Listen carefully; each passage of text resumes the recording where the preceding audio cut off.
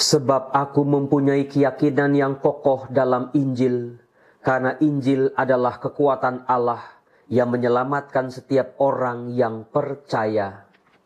Salam damai sejahtera saudara-saudaraku yang terkasih, pencinta firman Tuhan. Berjumpa kembali dengan Bible Learning with Father Joseph. Bagaimana kabar Anda hari ini? Saya sangat berharap kita semua dalam keadaan sehat. Jangan sampai sakit. Banyak-banyak minum vitamin dan banyak istirahat. Kalau Anda batuk, kalau Anda pilek dan demam, segera periksakan diri Anda ke dokter. Saudara-saudaraku yang terkasih, wabah virus corona telah mendorong beberapa pemimpin-pemimpin negara untuk menutup beberapa fasilitas umum, kantor, kampus, sekolah, dan beberapa tempat-tempat rekreasi di mana terjadi perkumpulan massa yang cukup banyak. Saya berpesan, ikutilah anjuran pemerintah ini, jangan kemana-mana supaya penularan virus corona bisa diminimalisir. Tetapi saudara-saudaraku yang terkasih, penutupan beberapa fasilitas umum juga berdampak pada kegiatan ibadat. Gereja-gereja di beberapa daerah sudah tidak lagi melayani ibadah dan perayaan Ekaristi. Apa yang harus kita lakukan sebagai orang beriman? Jangan sampai keadaan ini menciutkan kita, menjauhkan kita dari Allah. Bible Learning kali ini akan membahas kisah-kisah dalam Kisah Para Rasul, bagaimana roh Allah ini tidak bisa dibatasi oleh belenggu-belenggu dan ancaman.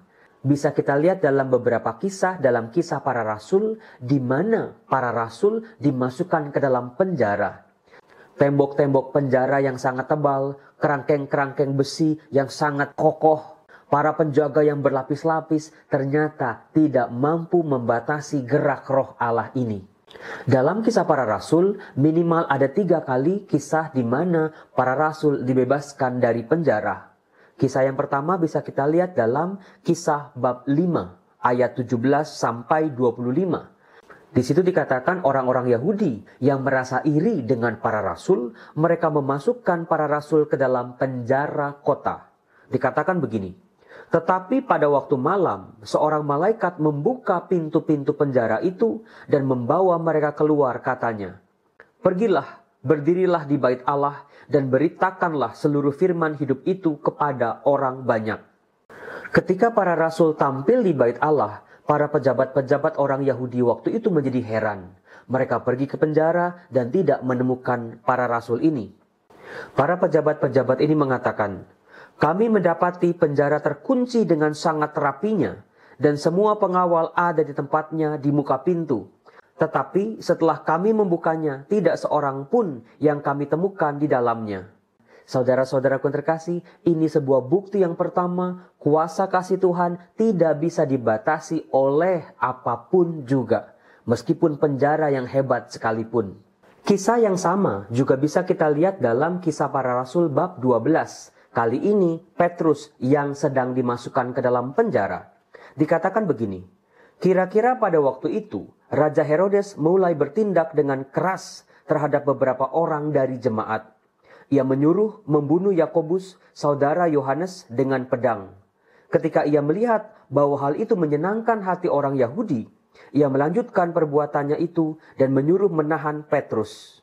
Lihat saudara-saudara, lagi-lagi pemimpin jemaat ini sedang ada dalam ancaman-ancaman orang-orang yang tidak menyukai mereka.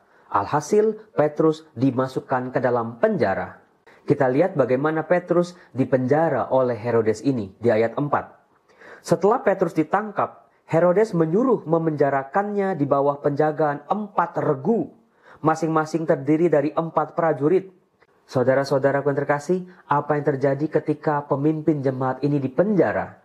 Dikatakan begini, demikianlah Petrus ditahan dalam penjara, tetapi jemaat dengan tekun mendoakannya kepada Allah. Meskipun pemimpinnya ditangkap, jemaat-jemaat ini tetap tekun berdoa. Lalu terjadilah keajaiban berikut ini. Pada malam sebelum Herodes hendak menghadapkannya kepada orang banyak, Petrus tidur di antara 2 orang prajurit. Jadi dia dikawal, saudara-saudara. Dia terbelenggu dengan 2 rantai. Bukan cuma 1, tetapi 2. Selain itu, prajurit-prajurit pengawal sedang berkawal di muka pintu. Lihat, sudah Petrus dirantai oleh 2 rantai, diapit oleh 2 prajurit yang menjaganya. Di depan penjara masih ada orang yang bersiaga mengawal penjara ini. Tiba-tiba berdirilah seorang malaikat Tuhan dekat Petrus dan cahaya bersinar dalam ruangan itu. Malaikat itu menepuk Petrus untuk membangunkannya. Katanya, "Bangunlah segera." Maka gugurlah rantai itu dari tangan Petrus. Lalu kata malaikat itu kepadanya, "Ikatlah pinggangmu dan kenakanlah sepatumu." Ia pun berbuat demikian. Lalu malaikat itu berkata kepadanya, "Kenakanlah jubahmu dan ikutlah aku." Lalu Petrus mengikuti malaikat itu keluar, dan ia tidak tahu bahwa apa yang dilakukan malaikat itu sungguh-sungguh terjadi. Sangkanya ia melihat suatu penglihatan. Lihat saudara-saudara, bahkan Petrus sendiri yang sedang dibebaskan dari penjara, dia tidak sadar bahwa itu sungguh-sungguh terjadi. Setelah mereka melewati tempat kawal pertama dan tempat kawal kedua, sampailah mereka ke pintu gerbang besi yang menuju kota. Pintu itu terbuka dengan sendirinya bagi mereka. Sesudah tiba di luar, mereka berjalan sampai ke ujung jalan dan tiba-tiba malaikat itu meninggalkan dia. Lihat saudara-saudara, tidak ada pemberontakan dalam diri Petrus, tidak ada kekerasan, tetapi malaikat Allah yang menuntun dia, membebaskan dia dari penjara. Lalu dikatakan begini, "Dan setelah berpikir sebentar, pergilah Petrus ke rumah Maria, ibu Yohanes yang disebut juga Markus.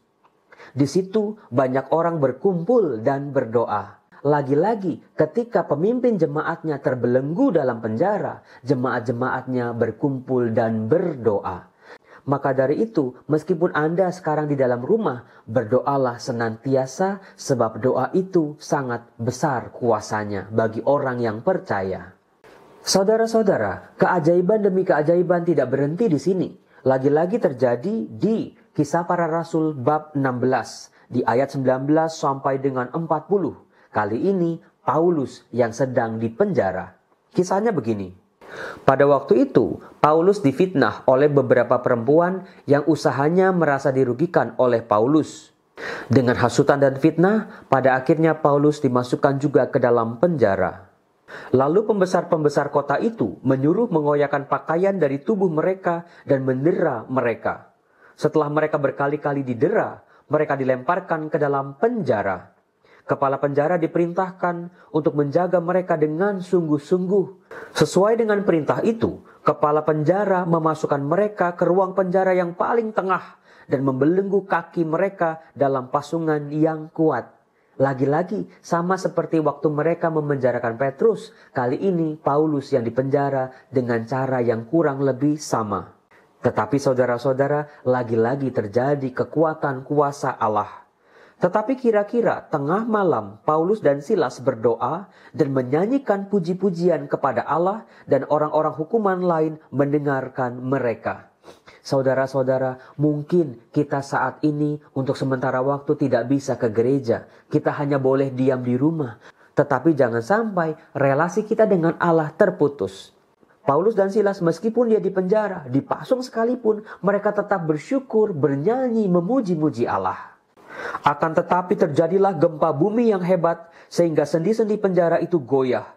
Dan seketika itu juga terbukalah semua pintu dan terlepaslah belenggu mereka semuanya. Ketika kepala penjara itu terjaga dari tidurnya dan melihat pintu-pintu penjara terbuka, ia menghunus pedangnya hendak membunuh diri.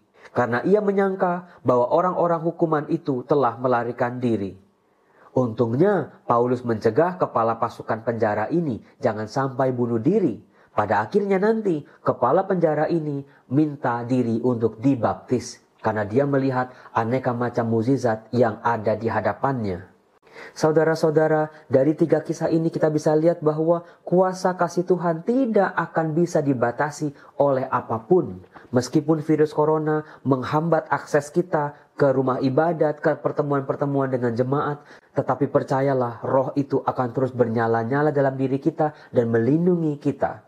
Mari kita belajar dari jemaat-jemaat pada waktu itu, kekuatan mereka adalah berdoa. Maka silakan kita berdoa dari rumah kita masing-masing, nyanyikanlah mazmur, nyanyikanlah lagu-lagu pujian, jangan sampai iman kita redup dan akhirnya patah lalu kering dan hancur. Saudara-saudara, jangan menyerah, terus semangat dalam Tuhan. Saya percaya kali ini Tuhan pasti punya rencana untuk dunia ini. Salam damai sejahtera, Tuhan Yesus memberkati kita semua.